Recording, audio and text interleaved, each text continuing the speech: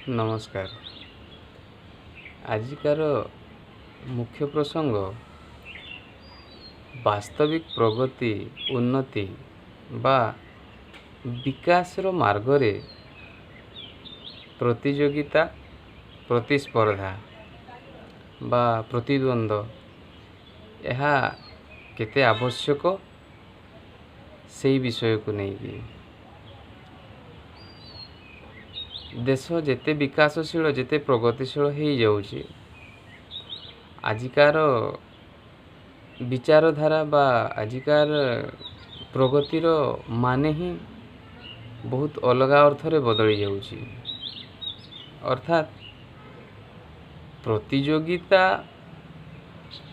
बा प्रतिस्पर्धा ए शब्द आमे भाबू आमको उन्नतिर शिखर आड़ को नहीं जाए। आमे भाबू आमको अनेक संभावना रे भरी दिए, मात्र यह आदौ सत्य नुहे। आदौ सत्य नुहे अर्थात किंचित मात्रा रे मध्य सत्य नुहे, बरं यह वास्तव रे अवनति आड़ को नहीं जाए। प्रतियोगितार वास्तविक अर्थ कौन? प्रतियोगितार अर्थ यह ही बा प्रतिस्पर्धार अर्थ यह ही जे कौनसी वस्तु को प्राप्त करिबा कि कौनसी अर्थात व्यक्ति को प्राप्त करिबा, कौनसी पदवी को प्राप्त करिबा, कौनसी अर्थ को प्राप्त करिबा पाई जो परस्पर मध्य रे लागी रहितिबा संघर्ष यह ही तो प्रतियोगिता बोली आमे बुझू। वास्तविक प्रतियोगितार एते संकीर्ण मनोभाव आम मन रे संस्कारित होईछि जे सेठु आमे बाहरी पारुना हूँ। अर्थात आमे कौनसी पदवी पाई, आमे कौनसी अर्थ पाई, आमे कौनसी परिस्थिति पाई बा परिवेश पाई एभली भाव रे प्रतिद्वंदी हो जाऊ जे प्रतिद्वंदिता प्रतिहिंसा रे परिणत हो जाए। अर्थात मु ही पाइबा योग्य, मु ही पाइबा उचित किंबा मु ही से मात्र पाई से पद पाई योग्य, आउ केही नुहंती, आउ काहाकू न मिलू किंतु मते मिलू। बापा माँ माने मध्य उत्कृष्टतार उदाहरण देकी कहते जे सी पाइला, सी पाउची, तमे कहीं पाइबनी। तेणु बापा माँ मानकर शिक्षा प्रेरणादायक नुहे। सीए न पाओ किंतु तुम्हें पाओ। तो ये जो मनोवृत्तिटा रहिला या पछरे जो मानसिकताटा रहिला जे मु ही पाए आउ केही पाइला न पाइला मोर विचार करिवार आवश्यकता नहीं, यह आमको हिंसात्मक दिगरे प्रेरित करे। केमिति ना जेतेबेले सीधा सड़क भाव में बुझा गले जेतेबेले गोटे पदवी पाई जड़े लालायित होईकी ताकू प्राप्त करिवा पाई चेष्टा करे, से तार समस्त मार्गर अवरोध को हटेबा पाई मध्य चेष्टा करे। सेतेबेले से मार्गरे कौनसी व्यक्ति ही थाउ बा कौनसी परिस्थिति ही थाउ, से उचित ही थाउ बा अनुचित ही थाउ, से ताकू उपेक्षा करे। एथिपाई जे ताकू ताहा प्राप्त करिबाकू अछि, ताहा तार अधिकार बोली से भाबे एवं सेथिरु से काहाकू हटेबाकू पछाए नाही। जहाँकि आमको से पदवी प्राप्त होईकी आमे परोपकार रे न लगेईकी बा जेतेबेले आमे से परिस्थिति बा परिस्थिति हो अथवा से अर्थ हो से प्राप्त करिकी आमे तार सदुपयोग करि पारु नाही। सदुपयोग काहेकि करि पारु नाही ना आमे से पदवी को प्राप्त करिया पाई प्रतिहिंसा परायण हेई समाजर अशेष क्षति साधन मध्य करू। वास्तविक प्रतियोगिता यह नुहे कौनसी निर्दिष्ट व्यक्ति वस्तु अर्थ प्रति जो आमर लालसा यह चरितार्थ हो गले भी आमे जो संघर्ष करिकी सेई ताकू प्राप्त करिचु ताहा आम पाई विशेष लाभदायक हो पारे ना, ताहा हिंसा रे परिणत हुए। ତାହା ଘୃଣାରେ ପରିଣତ ହୁଏ, ତାହା ଈର୍ଷାରେ ପରିଣତ ହୁଏ, ତାହା ଶାନ୍ତି ମୈତ୍ରୀ ପ୍ରୀତି ପ୍ରେମ ଏସବୁରେ ପରିଣତ ହୋଇନପାରେ। କାହିଁକି? ତାହା ଯେଉଁ ମନୋଭାବନା ନେଇକି ଆମେ ସେ ଲକ୍ଷ୍ୟ ଆଡ଼କୁ ବଢ଼ି ଚାଲିଥିଲେ, ସେ ଲକ୍ଷ୍ୟ ଆମେ କେବଳ ସତ୍ର ଆଶ୍ରୟ ନେଇକି କରିନଥିଲୁ। ଆମେ ପ୍ରତିହିଂସା ପରାୟଣ ହେଇ ଅନ୍ୟ ସମସ୍ତଙ୍କୁ ନ ପ୍ରାପ୍ତ ହଉ କିନ୍ତୁ ମୋତେ ପ୍ରାପ୍ତ ହଉ, ଏଇ ଇଚ୍ଛା ଏଇ ଅଭିଳାଷ ରଖିକି ଆମେ କରିଥିଲୁ। ଯେତେବେଳେ କି ତାର ବାସ୍ତବିକ ଉପଯୋଗିତା ଏହା ବାସ୍ତବିକ ଉଦ୍ଦେଶ୍ୟ ଏହା ହେବା ଉଚିତ ଥିଲା, ପ୍ରତିଯୋଗୀ ପ୍ରତିଦ୍ୱନ୍ଦ୍ୱୀ ବା ପ୍ରତିସ୍ପର୍ଦ୍ଧୀ ହଜାରେ ଥାଇପାରନ୍ତି, ଲକ୍ଷେ ଥାଇପାରନ୍ତି, କୋଟିଏ ଥାଇପାରନ୍ତି, ମାତ୍ର ମୁଁ ଯଦି ସେ ପଦର ଯୋଗ୍ୟ ନୁହେଁ ତେବେ ମୋତେ ସେ ପଦ ପ୍ରାପ୍ତ ହେବା ଅନୁଚିତ। ଏହା ସ୍ୱୀକାର କରିବା ଆମ ପକ୍ଷରେ ଭାରି କଷ୍ଟକର ହୋଇପଡ଼େ, ଯାହାକି ପରବର୍ତ୍ତୀ ସମୟରେ ଆମେ ଯଦି ସେ ପଦବୀକୁ ପ୍ରାପ୍ତ କରୁ ତେବେ ଆମେ ଯେଉଁମାନେ ପ୍ରାପ୍ତ କରିପାରନ୍ତି ନାହିଁ ସେମାନଙ୍କୁ ଆମେ ଘୃଣିତ ଦୃଷ୍ଟିରେ ଦେଖୁ, ଏବଂ ଯଦି ଆମେ ସେ ପଦବୀକୁ ପ୍ରାପ୍ତ କରିପାରିଲୁ ନାହିଁ ତେବେ ପ୍ରାପ୍ତ କରିଥିବା ବ୍ୟକ୍ତି ପ୍ରତି ମଧ୍ୟ ଆମର ସମ୍ମାନ ରହେ ନାହିଁ। ଯେଉଁ ସମ୍ମାନ ରହେ ତାହା କେତେ ବାହ୍ୟିକ ଆଉ କେତେ ଆନ୍ତରିକ ଆମେମାନେ ଜାଣୁ। ତେବେ ଏଭଳି ପ୍ରତିଦ୍ୱନ୍ଦ୍ୱିତା କେଉଁ ଦୃଷ୍ଟିକୋଣ ନେଇକି ହେଇଥାଏ ଯେ ସେ ଦୃଷ୍ଟିକୋଣଟାକୁ ହିଁ ବଦଳାଇବାକୁ ପଡ଼ିବ। ସେ ଦୃଷ୍ଟିକୋଣଟା କ'ଣ ନା, ଦୃଷ୍ଟିକୋଣଟା ଯାହା ବାହ୍ୟିକ, ଯଦି ପ୍ରକୃତରେ ଶାନ୍ତି ବା ପ୍ରକୃତରେ ସୁଖ ବା ପ୍ରକୃତରେ ସମାଜରେ ପ୍ରଗତି ଆଣିବାକୁ ଥାଏ ତେବେ କୌଣସି ବିରୋଧାତ୍ମକ ଆଚରଣ କରିକି କୌଣସି ଲୋକଙ୍କୁ ପଛକୁ ପକାଇବା ପାଇଁ ଯେଉଁ ପ୍ରୟାସ, ଏହା ହିଁ ଆମକୁ ପ୍ରଗତି ପଥର ମୁଖ୍ୟ ବାଧକ ଭାବରେ ସ୍ୱୀକାର କରିବାକୁ ପଡ଼ିବ। କାରଣ ଆମର ଲକ୍ଷ୍ୟ ପ୍ରତି ଆମର ଧ୍ୟାନ ସେତେବେଳେ କେନ୍ଦ୍ରୀଭୂତ ହୋଇନପାରେ। କାହିଁକି? ଆମେ ଯାହାକୁ ଆମଠାରୁ ଶୀର୍ଷରେ ମନେ କରୁଛୁ ତାକୁ ଆମେ ପଛେଇବା ପାଇଁ ଚେଷ୍ଟା କରୁଛୁ, ପୁଣି ଆମେ ଆଗେଇ ଗଲେ ଆମ ପଛରେ ଥିବା ପ୍ରତିଦ୍ୱନ୍ଦ୍ୱୀମାନଙ୍କୁ ହଟେଇବା ପାଇଁ ଚେଷ୍ଟା କରୁଛୁ ଯେ ଆମକୁ ସେମାନେ ଯେମିତି ପଛପଟୁ ନ ଟାଣନ୍ତି। ତ ଏତେ ସବୁ ବିପଦର ଆଶଙ୍କା କରିକି ଆମେ ଯେତେବେଳେ ପ୍ରତିଯୋଗିତା ବା ପ୍ରତିସ୍ପର୍ଦ୍ଧାରେ ପାଦ ଦେଉ ସେତେବେଳେ ଆମେ କେମିତି ସୁଖକର ଭାବରେ ସେ ଲକ୍ଷ୍ୟକୁ ହାସଲ କରିପାରିବୁ?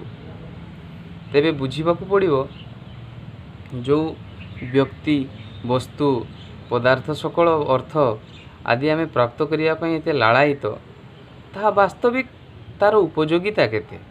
ତାକୁ ତା'ର ଉପଯୋଗିତା ଅନୁସାରେ ହିଁ ତାକୁ ପ୍ରାପ୍ତ କରିବାର ପ୍ରୟାସ ଦରକାର। ଏବଂ ଯଦି ତାହା ନ ହେଇକି ପ୍ରତିହିଂସା ହୁଏ, ଅର୍ଥାତ୍ ଏହି ପ୍ରତିଯୋଗିତାକୁ ବାସ୍ତବିକ ଦୃଷ୍ଟିକୋଣରେ ଦେଖିବାକୁ ଗଲେ ପ୍ରତିଯୋଗିତା କ'ଣ? ପ୍ରତିଯୋଗିତା ହିଂସାର ଅନ୍ୟ ଏକ ରୂପ, ପ୍ରତିଯୋଗିତା ଈର୍ଷାର, ପ୍ରତିଯୋଗିତା ଦୋଷର, ଏସବୁର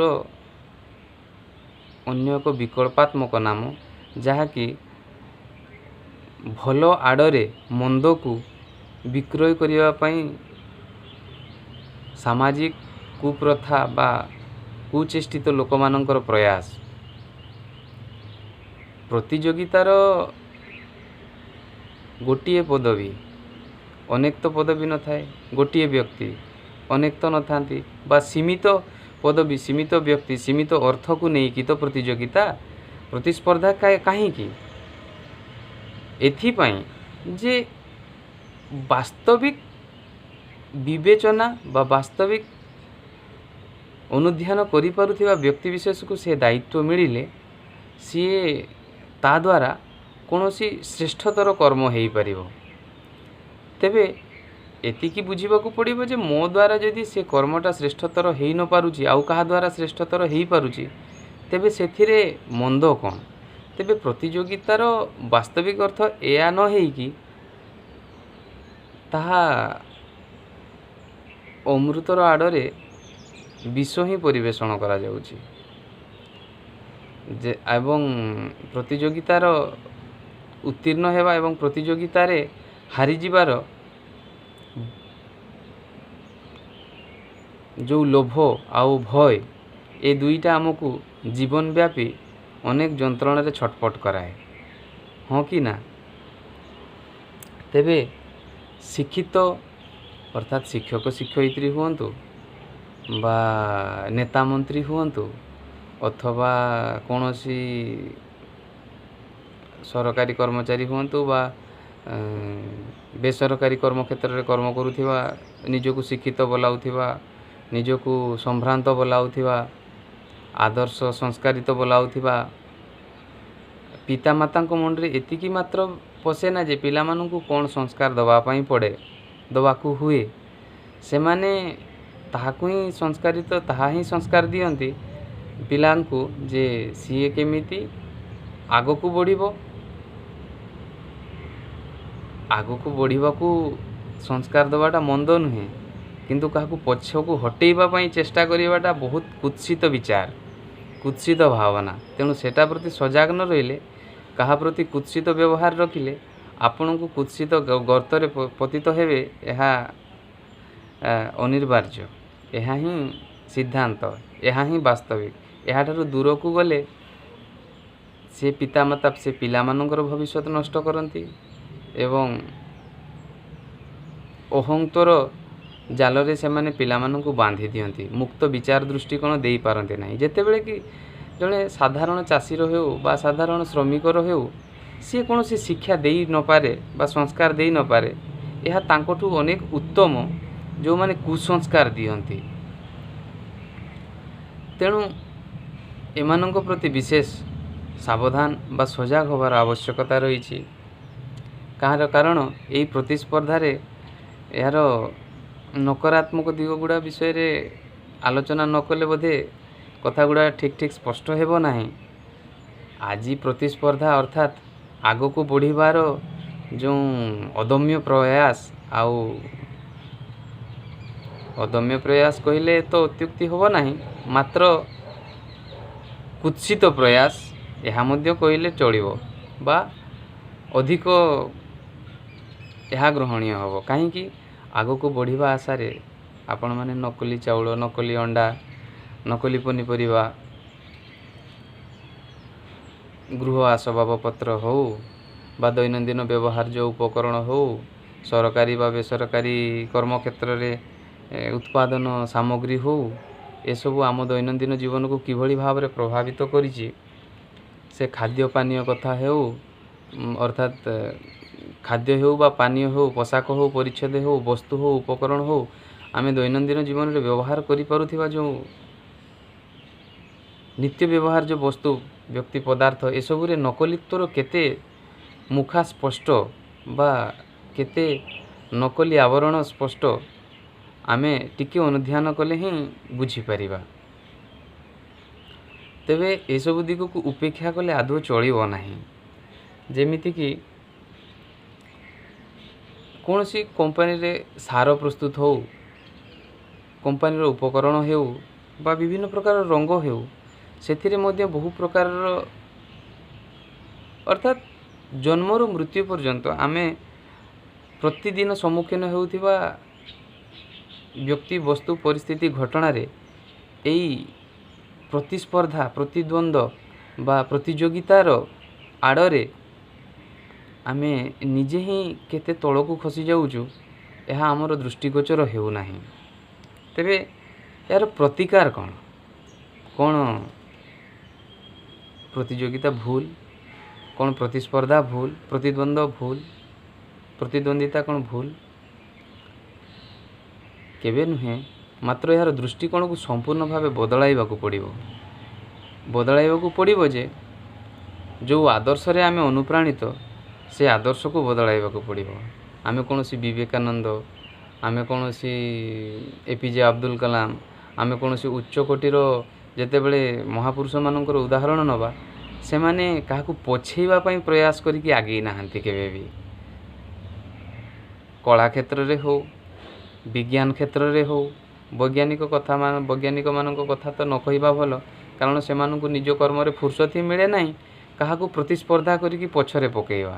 ସେମାନେ ନିଜର ଚେଷ୍ଟାରେ ସତତ ଚେଷ୍ଟିତ। କେବଳ ବୈଜ୍ଞାନିକ ନୁହନ୍ତି, ଯେଉଁମାନେ ବାସ୍ତବିକ ନିଜ କର୍ମକୁ ଭଲ ପାଆନ୍ତି। ସେମିତି ଉଦାହରଣ ଯଦି ନେବା, କଳା କ୍ଷେତ୍ରର ହେଉ, ସଂସ୍କୃତି କ୍ଷେତ୍ରର ହେଉ, ଆର୍ଥିକ ବା ଅର୍ଥନୈତିକ କ୍ଷେତ୍ରର ହେଉ, अथवा विज्ञान हो, ऐतिहासिक हो, भौगोलिक हो, जेते दिग अच्छी सबु दिग प्रति जो मानकर कर्म रे निष्ठा रही से माने कदापि कौन व्यक्ति को कौन जनसमाज को क्षति पहुँचैला भली से माने कौन कर्म करती ना।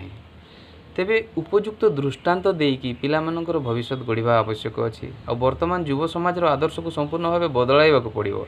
से माने जो आदर्श रे अनुप्राणित ताहा आमको कौ दिग को प्रतिस्पर्धार प्रत्येकटा कौ स्तर रे पहुँचैलाणी। जीवन को अशांति अस्तव्यस्त करिकी आमे प्रतिदिन घांटी होउछु केवल शांति प्राप्त करिया पई, मात्र मिल जाउछि अशांति, मिल जाउछि